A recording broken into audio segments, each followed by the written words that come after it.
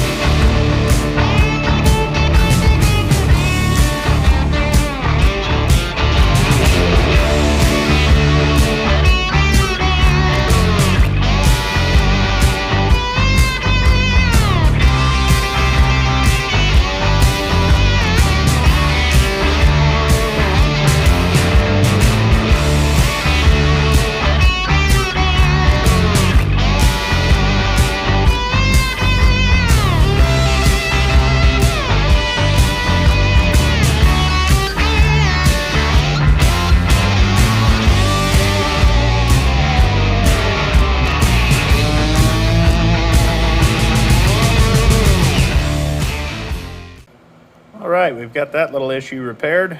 Quick little bit of painting. Goes a long way in my book. That shouldn't be an issue for a long time. In the interest of moving quickly, I removed these two black rubber lines off of their blower holes. I have the shields opened up and the belt guard opened there. And I'm working on going after this belt that is destroyed.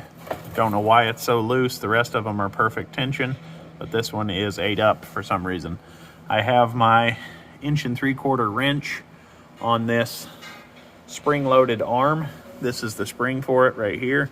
Then it goes up to this arm, and then it cams just to keep perfect belt tension. So I'm going to try to cam this down and pop the belts off, and we're going to bring you along. Could be interesting.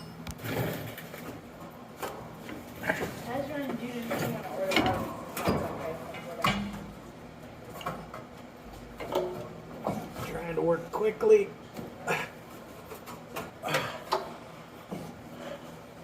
That's quite a bit of spring tension, but we got it. I kind of don't like that wrench is sitting there under tension. Gonna try to get the wrench off. Sketchy.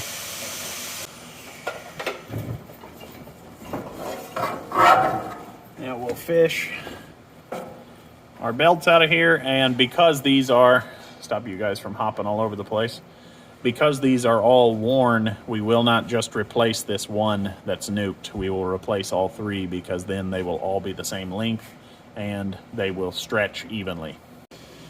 We are looking here at the belts. You can see they are all nasty. This one, the back is coming off. They are all a little bit burnt, if you can see that. And they have this oddball SPA 1757LW number. That doesn't mean anything to us here in the States. So I have my handy dandy belt sizer here. And when I pull this tight, I'm trying to do this one-handed, can't get it as tight as if I were doing it two-handed, we come up with a size, and it's going to be a 68 if I could get it tight enough, but I can't with the one hand, like I said. So we will replace those. This is a handy piece of kit to have around, and we will bring you back under the combine. We are out here in the sheet metal bay, and obviously not everyone will have their own belt store, but it is awfully handy when you're working on projects, come right over to the A section. And we are even fortunate to stock 3 at a time. So we've got our 3 A68s. We can go right back to work. I love having these on the wall.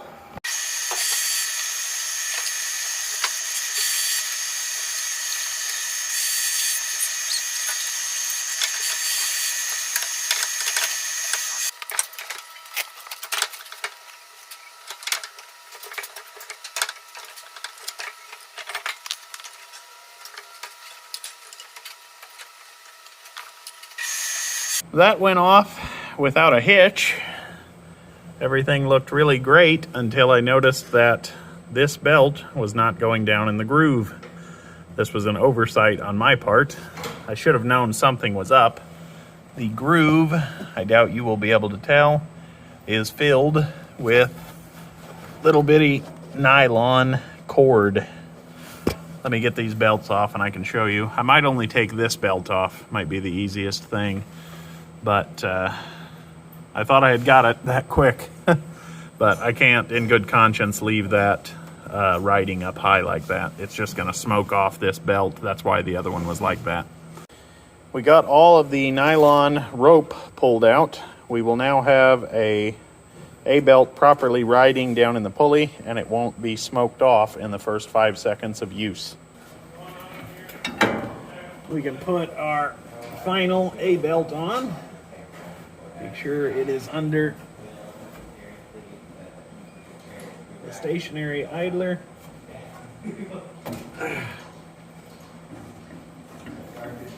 Oh man, that's some spring tension. Okay, we got that on. Thankfully, should be the last time. Let's give it a quick inspection and we can move on to the next problem we find. We have all the belts down in the pulley grooves perfectly now. All the rest of the belts on the combine are in exceptional shape. They look really, really good. I personally would have changed these regardless of how they looked because this is the primary power transfer point to the header. This is where all the power for the head comes from. So these belts right here take the most amount of abuse. And as we saw, this one was full and was not dug out properly the last time the belts were changed, which led to an early death of the belt on the innermost groove here. It is the following day. We got our shipment in with the little clickety-clack pump.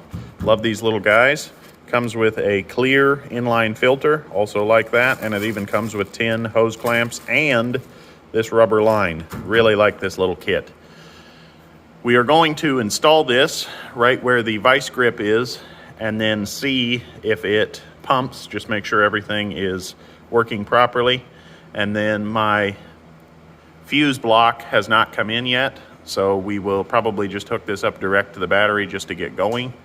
And then once the fuse blocks come in, of course, we will put everything in correctly. I took the plug apart and just got my little spade connectors out. I'm gonna go ahead and install a little clickety-clack pump.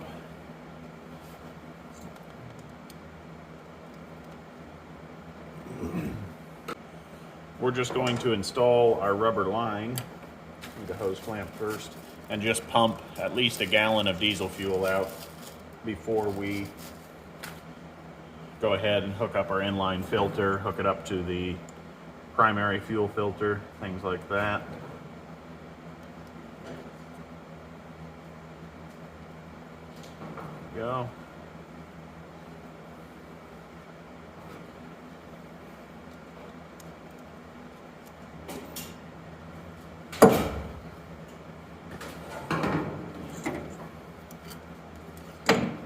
I just want to bump it to see if it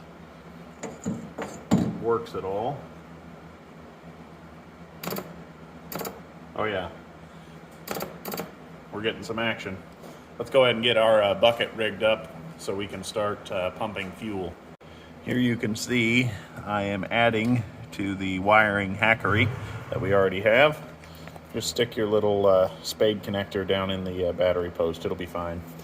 We're going to connect our negative right over here and see if it starts pumping.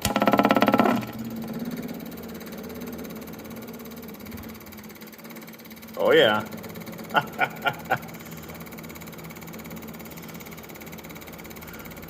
Like I said, this is why I call these the clickety-clack pumps.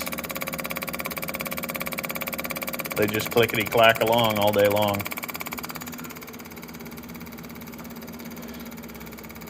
Definitely getting some action.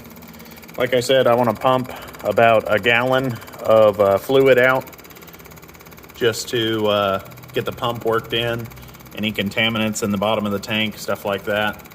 See if we hit any walls before I put our brand new inline in, and then start running it through the primary fuel filter.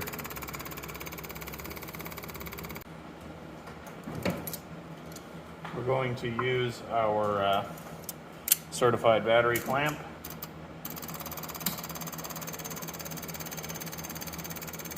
And just let her pump away.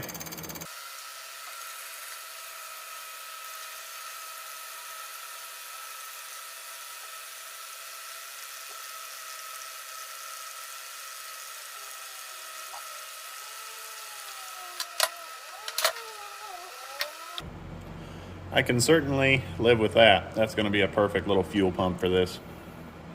I'm here in the operator's platform. As you can see, I've removed this panel of the dash, and this one is sitting here loose. I was hoping I would really be able to pull this out and flip it over to help you guys see. I've already made a hot lead, and I've already found a little spade connector on the back side of the ignition switch for our fuel pump. So I'm really excited that we will be able to make our fuel pump run off of the ignition circuit. So that's a good thing. I'll try to bring you along. Like I said, guys, you'll have to bear with me. If I pull this up, got to be very careful because I'm already up against wires here. We have our 12-volt tester. Right here is a small spade connector right here. You can see we are not hot. As soon as I turn the key on, it turns on, which is awesome. So, like I said, we'll be able to run our little clickety-clack pump off of that, and I probably will still continue with a inline fuse on this because I want to set up my fuse panel in the back of the combine running directly off the battery for all the accessories on the combine.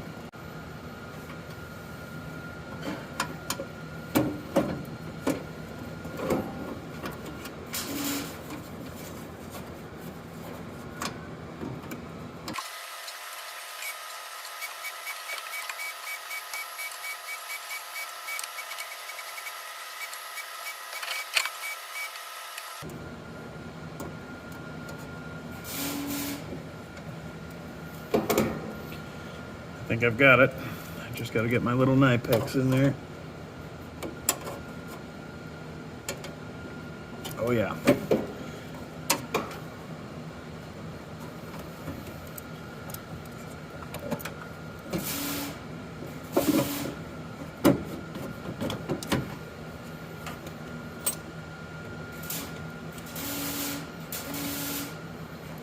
Excellent.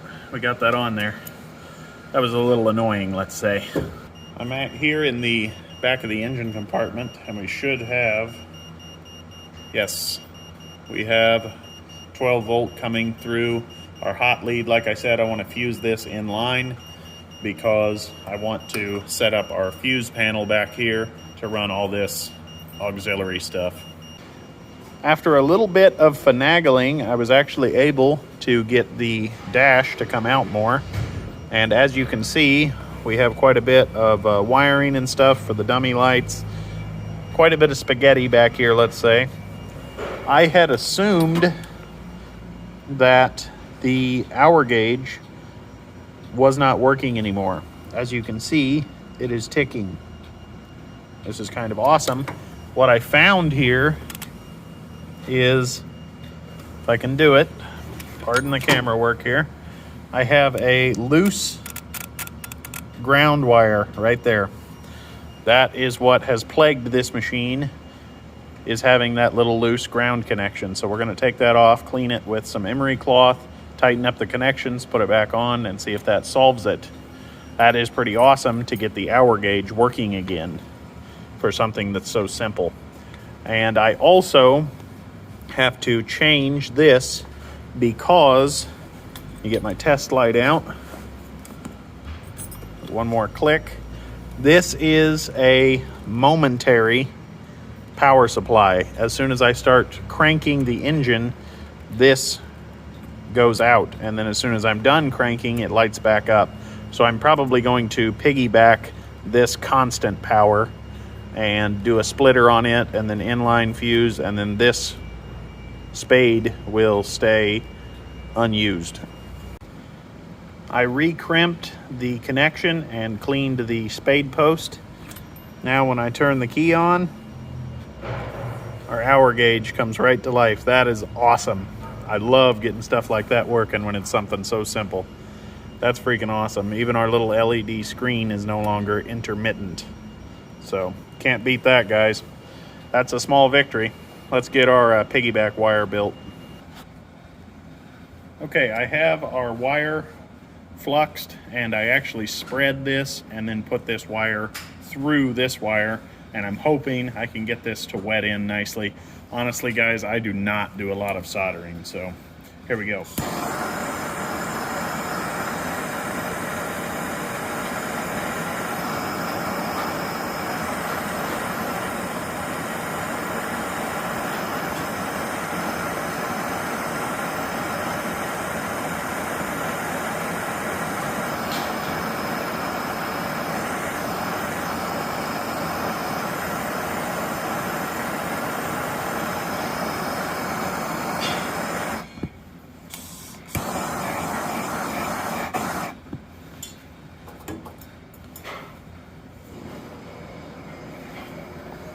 We have a little bitty drop coming off the bottom, but I can definitely live with that. That's going to be a good connection that won't ever give us an issue. Definitely not my best work, but it will suffice. I cut that little droplet off, and we have our tail sticking out that I can crimp onto now, and I think this piggyback is going to work just fine. Okay, I'm going to shrink tube down. You would, of course, always want a piggyback like this pointing down, so if you ever get any rainwater in it, it's not going right up the tube and corroding your connection.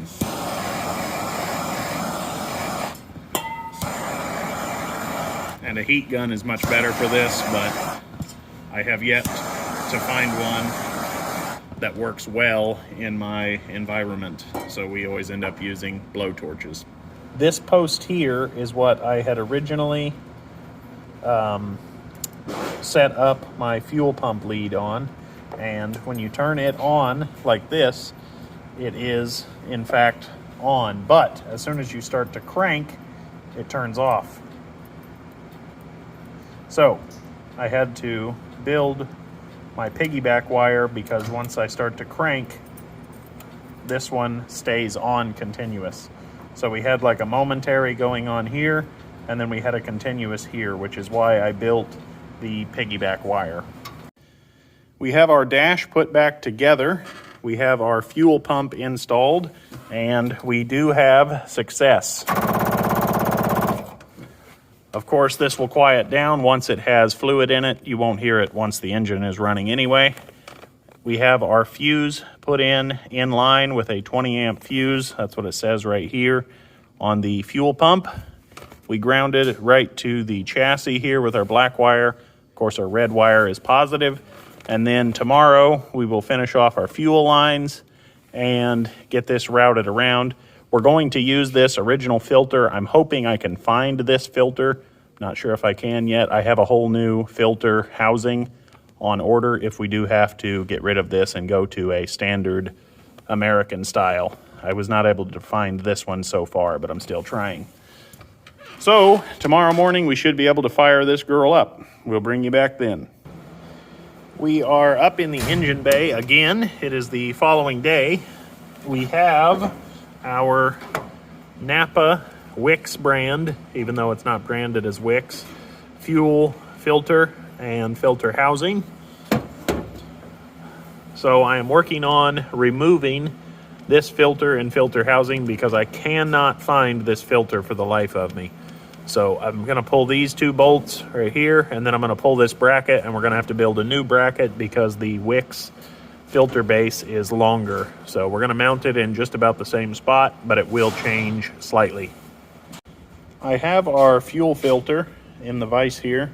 I had to go uptown and get a set of plugs and a set of barbed fittings, and I'm using some Permatex dope on the threads. I've had good luck with this. I had put this on the 510 way back on the channel, and I have yet to have a leak. So this stuff works really well, and I've continued to use it.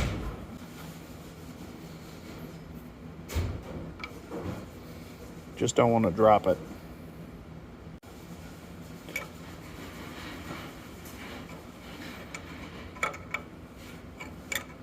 We don't have to get too crazy on these since we're doping the threads. That should do. Do that 3 more times and we will call that done. We are back up in the engine bay. I have all of my fittings pipe doped, taking care not to get any dope on the back side of the fitting, which could possibly get into the fuel system. We would not want that. This bracket here, it was not long enough. I had to extend it. You can see we have the old hole from the metric fuel filter.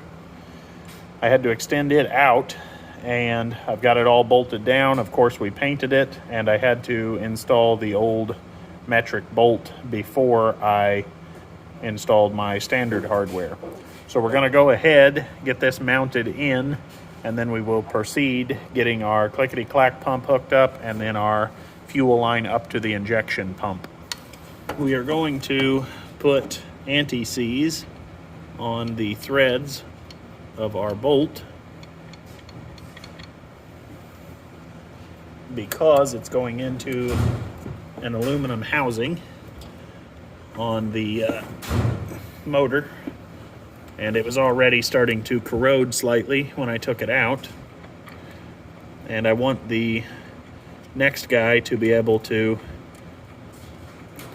pull this easily because that filter is way down in there, and it will not be fun for the next guy, but sometimes maintenance is a challenge.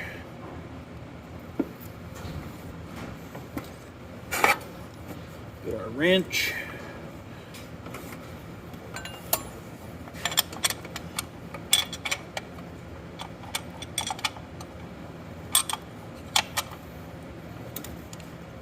Just take a look at everything. Make sure everything's sitting true, square.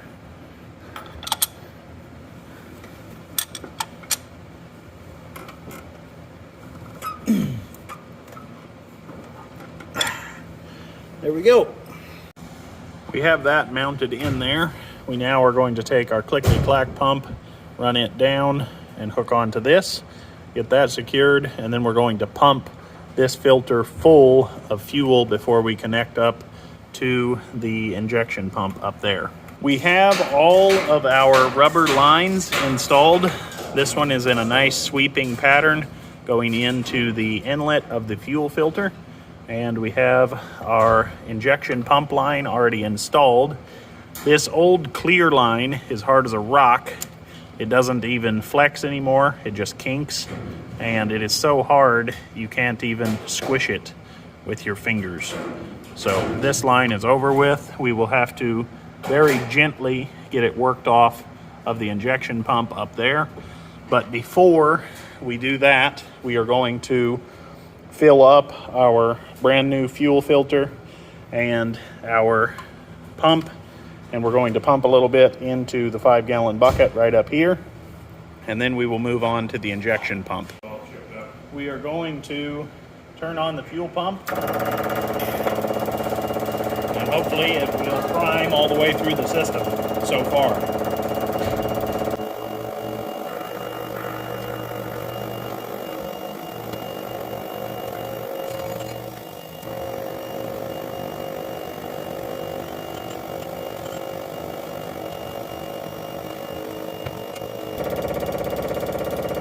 think what I'm going to do is shut down and take the bleeder screw out above the filter, since this is a brand new filter, and then see if we can get it at least bled to the top before we go through the filter. Maybe that will help us.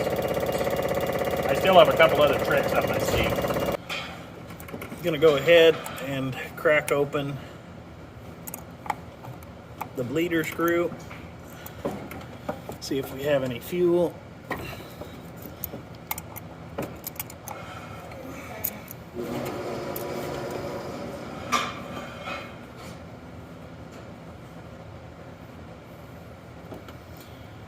We will see if the pump can push it up that far.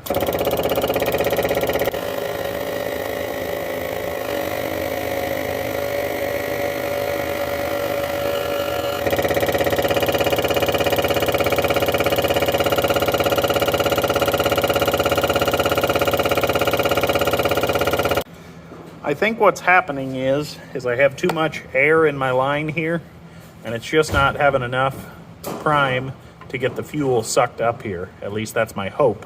So what I'm going to do is move to the fuel tank filler neck, and I'm going to get some paper towels wadded up and pressurize the fuel system and see if that will help push this up that far. Then, okay, I think I actually just found my issue. I don't have a hose clamp here. Okay. I thought that something was definitely up. I missed a hose clamp. That was a little deceiving there. Okay, we'll bring you right back. Okay, now we have all of our fuel lines connected. That was an oversight on my part. We should have all our connections up to the inside of the pump, down through the S line, in the inlet of the filter, and hopefully out the fuel injection line.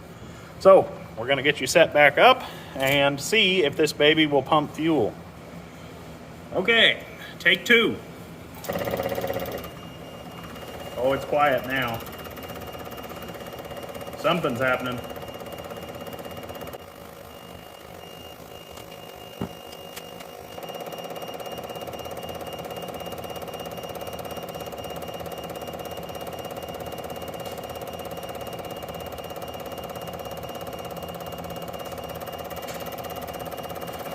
Oh yeah.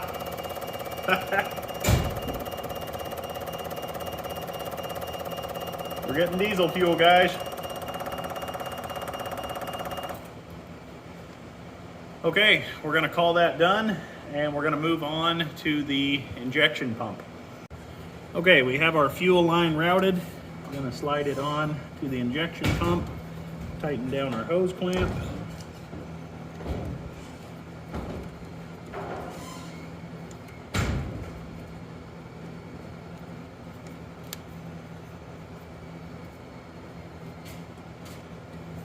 I'm going to see if the unit will fire up, since we got that cough earlier, without bleeding the injection pump or cracking the injectors. So let's see what happens.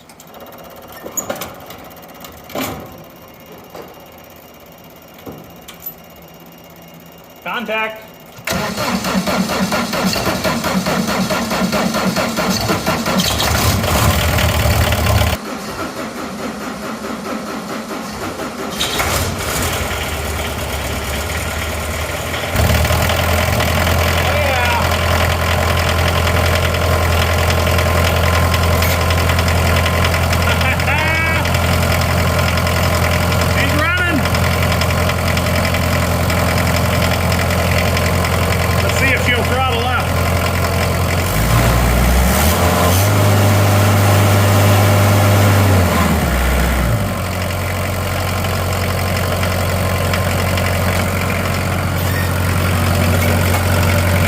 Guys,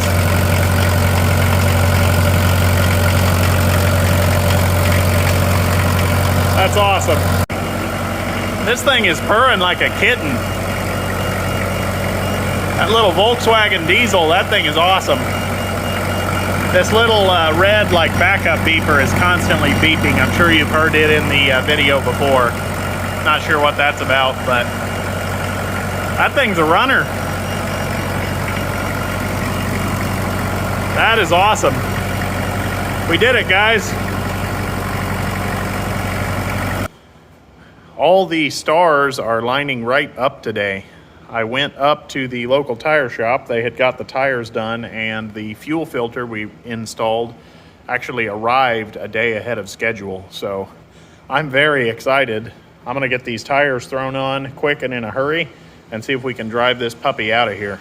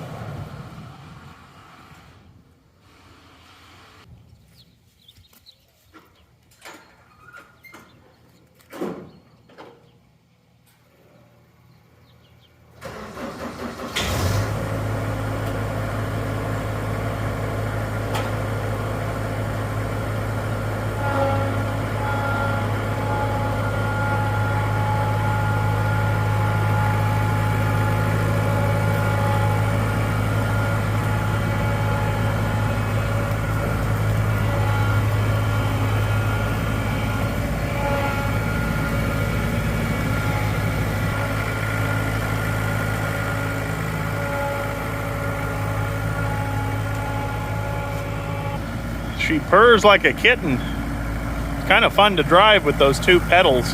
The left one is reverse and the right one is forward. Got our brand new Carlisle tires on.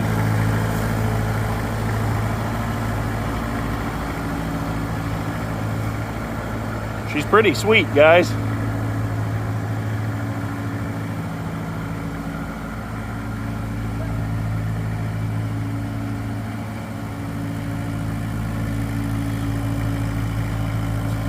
Let's take it for a test drive. We'll put it in first gear.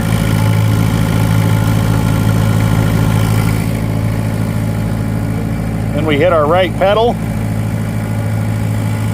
and just take off.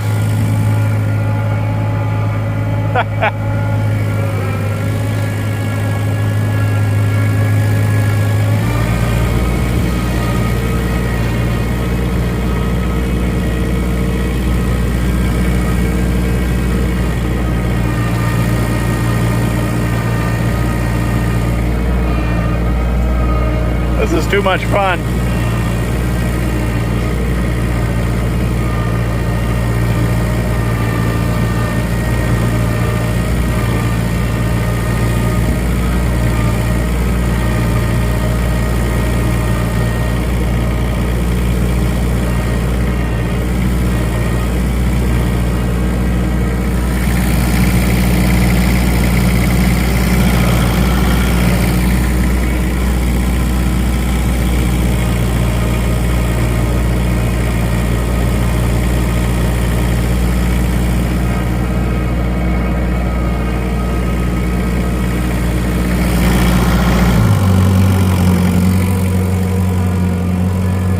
Hit our brake pedal. That synchronizes both the reverse and forward pedal. Take it out of gear. Parking brake on.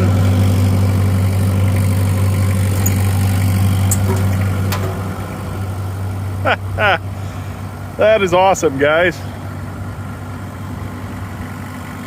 You guys have got to see it run.